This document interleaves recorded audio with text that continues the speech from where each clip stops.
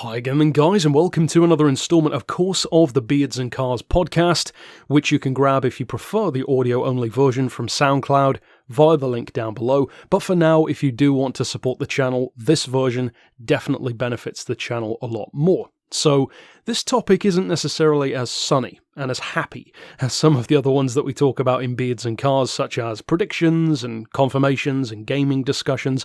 I'm definitely going to touch on some aspects of gaming, you know, the classic Gran Turismo versus Forza kind of thing, even other fandoms as well. But more specifically, what I would describe as a toxic petrolhead attitude.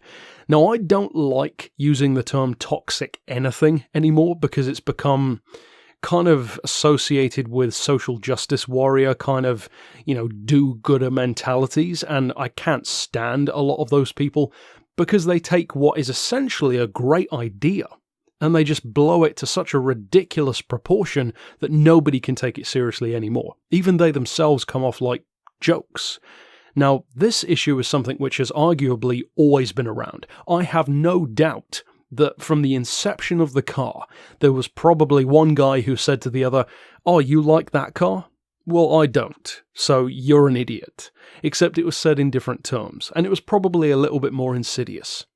However, these days, thanks to, of course, primarily social media, everyone has a soapbox. You no longer need broadcast training to be heard by millions of people. You can just jump on Twitter, smash a keyboard, and throw out a dumb idea into the universe. And of course, various laws, probably even the law of probability, makes it likely that there are a few other mad people out there who will agree with certain ridiculous sentiments. But there are certain social media platforms where I definitely notice this more than others. And I'm not talking about trolls or haters in a general sense. I have haters here on the channel. There are trolls here on the channel. The reason why most of you guys don't see those people is because I love culling them out of the community. I love it when you have this heated little troll who makes some multi-paragraph comment about him disagreeing with the way I do things on the channel, or telling me how, oh, your channel's dying because this particular video got 500 or 600 views in its first day. Oh, really? Well, delete the comment, ban him, and to me that's just a whole lot of fun. So I love it when people do that.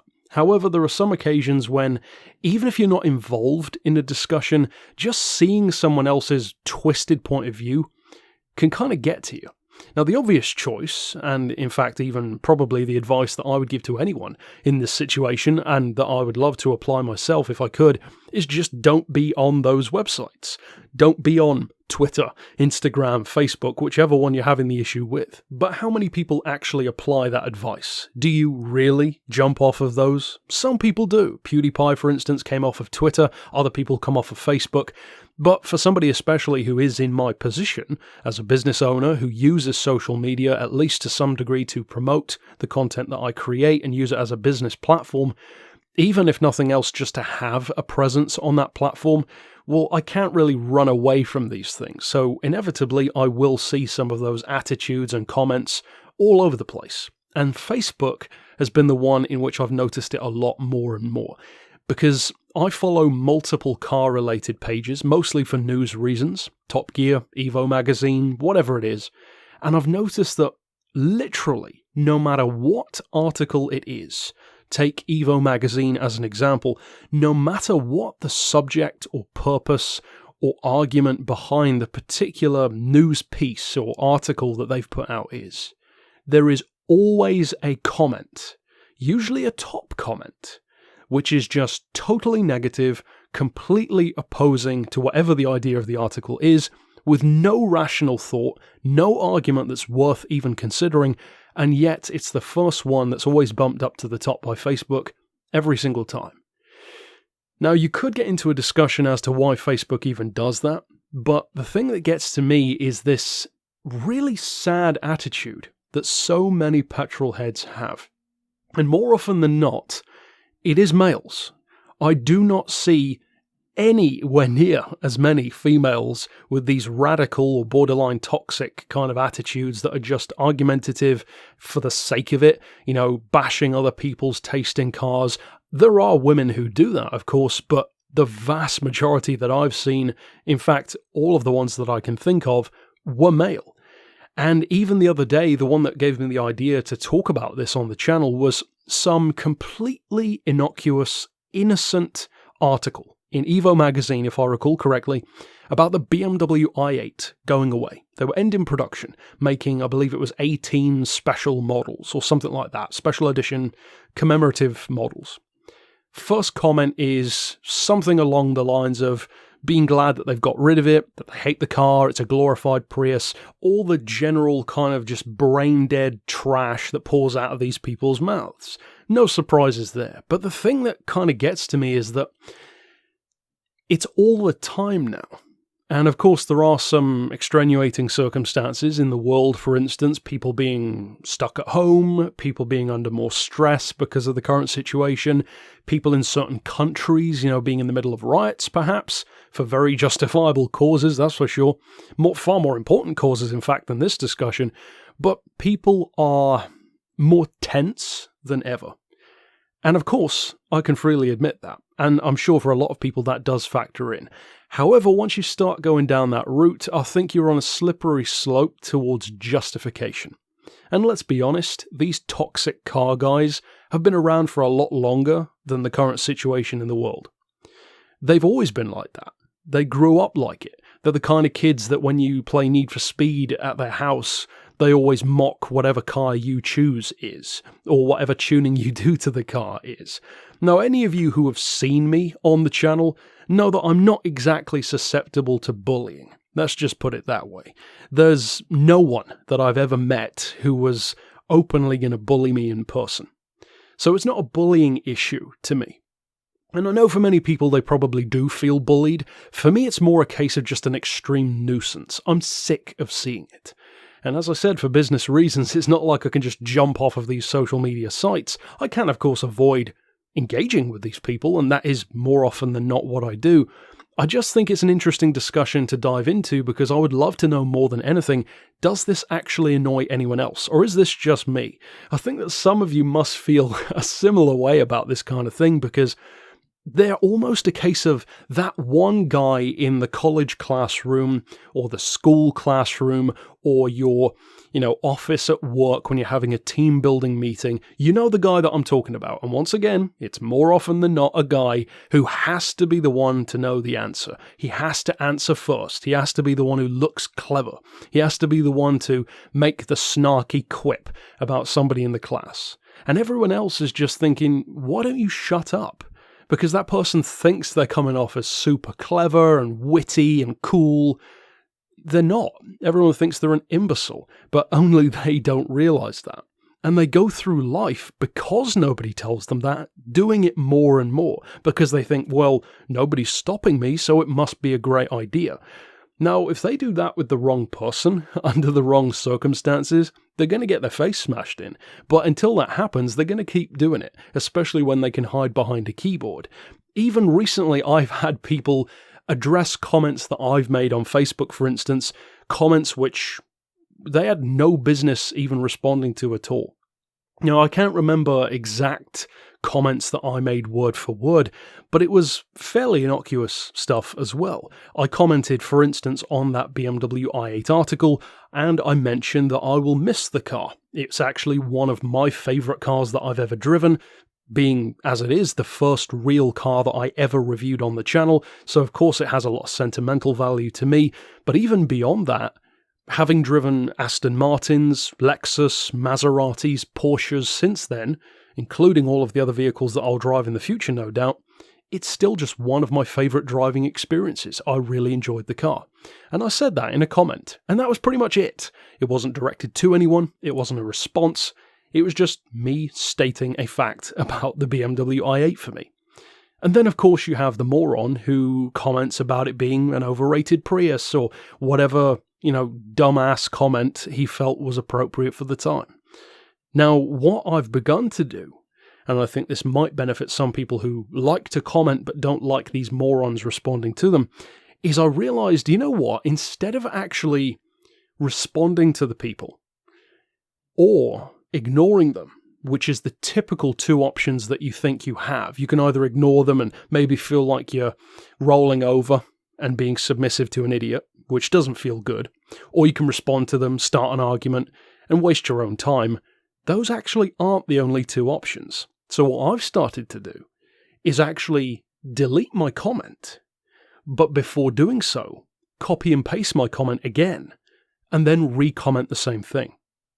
So in effect, what that actually means is it deletes your comment, and in so doing removes their dumbass response to it, and then by posting it again, you've basically got a clean slate. Now, it might hurt sometimes to lose a bunch of likes or other comments that people have made in response to yours, but ultimately it's a pretty simple way of culling the idiocy from those replies. And if somebody else replies with an idiot response, just do the same thing again. It's actually a pretty simple fix, and it's one which I wish I'd have thought of earlier on.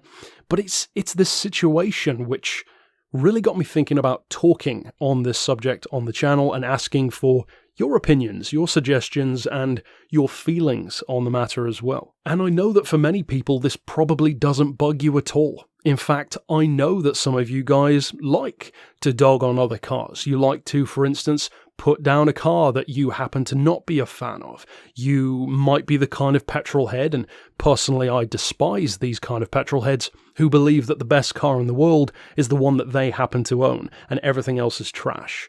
I mean, again, they're like the class clown. They're the only guy in the room who doesn't realise how stupid he looks. But that's the way they are, because nobody's ever told them how dumb it looks. My methodology, as anyone can clearly see on the channel, if you watch any of my car reviews from Gran Turismo all the way up to real life, the one consistent thing that I've always done is try to focus on the great points about every car that I talk about.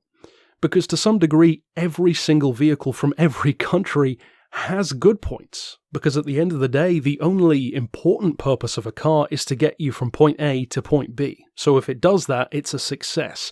Technically speaking, the only failure of a car is a vehicle which fails to do that, primarily due to reliability. And there are certainly cars which could fall into that category, which I would have a hard time positively reviewing. But for the vast majority of cars, if you're at least a good reviewer, not a narrow-minded petrolhead, you can easily think up plenty of positive things to say about the vast majority of cars, and that's what I've always tried to do.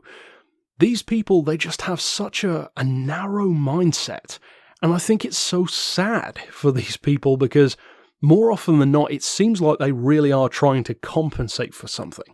And this is a family-friendly channel, so I'm not going to get into that anymore, but those of you who are maybe a little bit older and probably male will immediately know what I'm talking about. These guys just have a chip on their shoulder, and I can't imagine why. But cars are an extension of themselves, let's say, so they have to cling on to what they love and hate on everything else, and it really is pathetic to watch. And the thing that disappoints me as well is that it's not just cars. It even goes all the way down to a bunch of pixels on a screen in a racing game. I see people here on the channel dogging on Forza, hating on Test Drive Unlimited, whatever the case may be. I'm sick of it, and I don't allow those comments to stick around.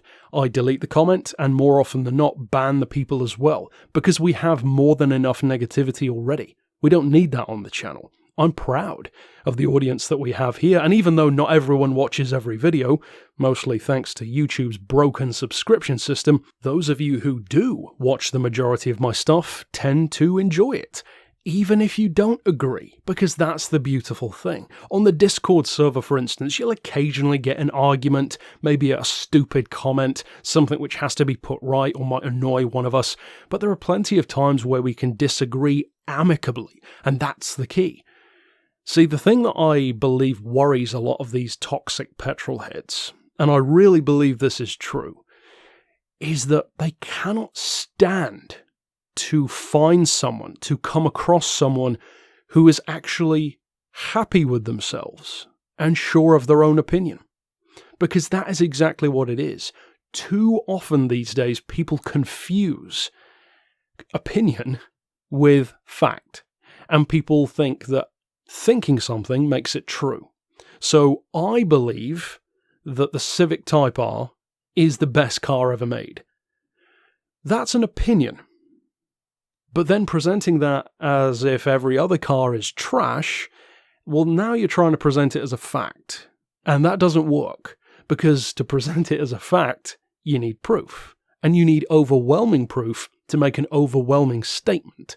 And we all know there is not overwhelming proof that any car is the greatest ever made, because different people need different things from their car. So that is the unfortunate time where it goes over.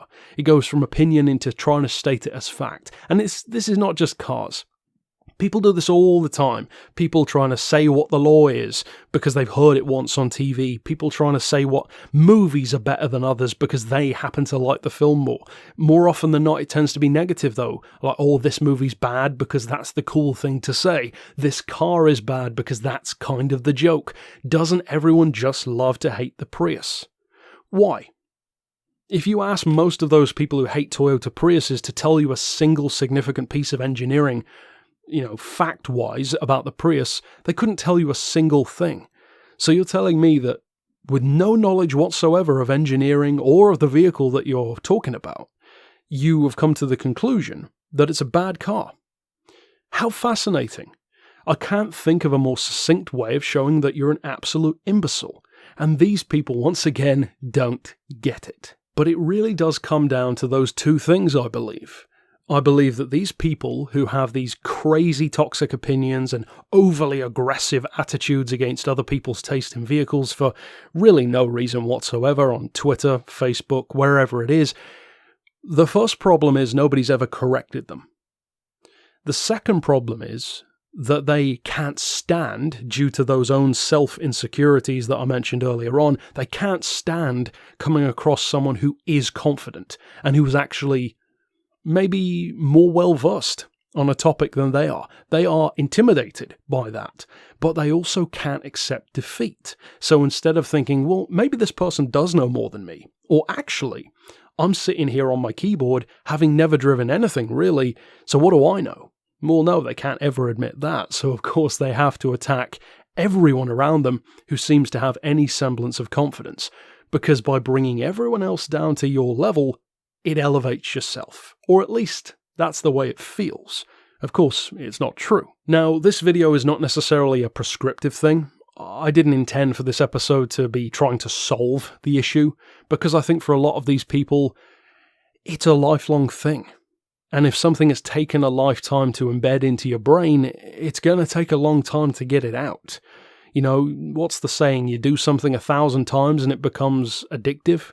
Or it becomes a muscle memory, or whatever the saying is. Well, if that's the case, then it's pretty much an instinctual thing for these people. So I'm not by any means saying that I know the solution. I'm just trying to address the issue, because I think it's something that annoys a lot of us, but we still don't tend to talk about that much. We tend to have it as a very solo thing. We experience it and we see it personally, somebody attacking your opinion or hating on the car that you love. Sometimes you can even tell when people are going to do it. They'll ask you, oh, what car do you love? You tell them and they say, oh, that's trash. Like they were clearly going to say that regardless of what you said. It's kind of like people who, just wait for you to stop talking so that they can start. It's horrendously ignorant, but they've never been taught otherwise, I guess. But yeah, that's it for my thoughts. Certainly a little bit more of a downer, you could say, in this episode, but still, it falls under the world of certainly gaming, that's for sure, petrol heads in general, and I mean, one of the things that I wanted to briefly touch on as the closer, really, for this video, was even that term itself, petrol head. That highlights one of the worst examples. Petrol heads hating diesels. Petrol heads hate electric cars. Petrol heads hate anything that isn't their cozy, comfy little bubble of friend group, of all the other little petrol heads who agree with that little fandom. JDM fans tend to be kind of lumped in having that attitude. I think that there are plenty of JDM fans who can appreciate cars from other countries as well, but the stereotype is there for a reason when it comes to those attitudes. It's because a lot of people tend to have them. Blind fandom. And it's kind of a nasty thing to see. But overall, that's it for my thoughts, and I think that there is certainly a long way to go to getting rid of something like that. it ain't going to happen anytime soon. But I'd love to hear your thoughts. Tell me down below, what do you think of that issue? Do you think it's not an issue at all, maybe? Does it bother you? Does it not? Do you tend to try and get into it with those people and, throw it back in their face? I occasionally do, but it's a literal waste of your own time, so I don't do it much anymore. Do you tend to avoid talking in the first place, which I also wouldn't recommend? Don't let idiots silence you by any stretch. How do you approach the issue? Overall, though, that's it for this installment. Of course, stick around on the channel every Saturday for new episodes of Beards and Cars, and until next time, I'll see you then. But for now, as always, thanks for watching.